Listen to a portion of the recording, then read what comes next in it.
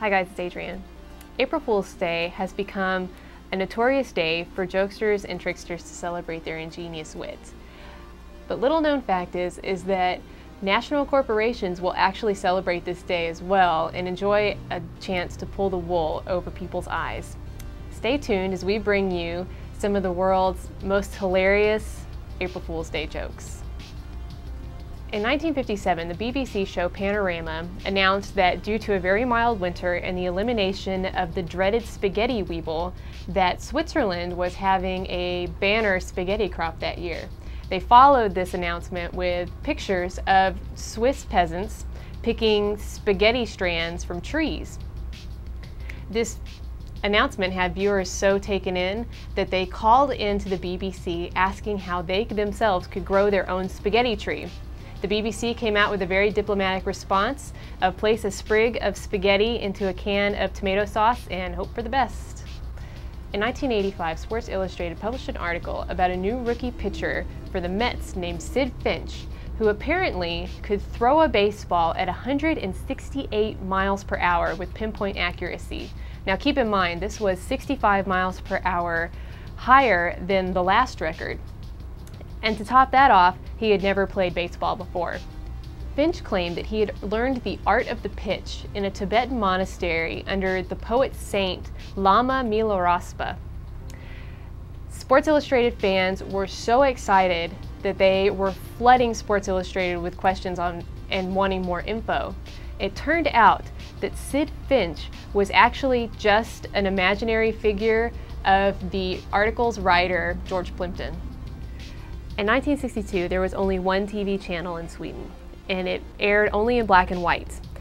The channel's technical expert, Kjell Stinson, came on the TV and said that people could view the channel in full color simply by pulling a nylon stocking over their TV screen, and then he demonstrated the process. People were taken in by this.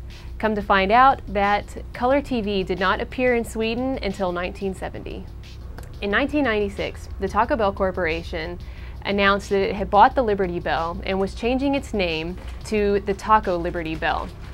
Hundreds of outraged citizens called the National Historic Park where the Liberty Bell was housed to express their anger.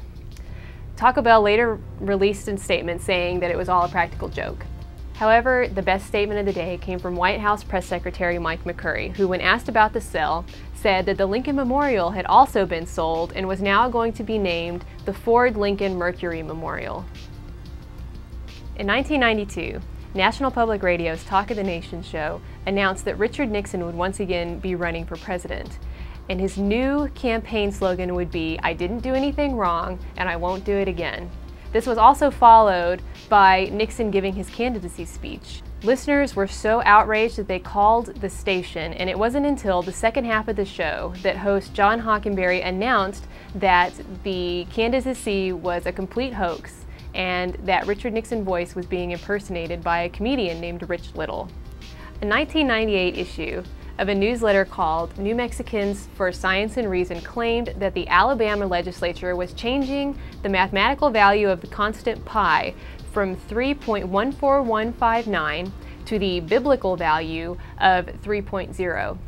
It didn't become apparent how far the article had spread until the Alabama legislature began receiving hundreds of phone calls protesting the legislation. It turned out that the article was actually a parody of the legislature's attempt to circumscribe the teaching of evolution. The article was written by Mark Boslow.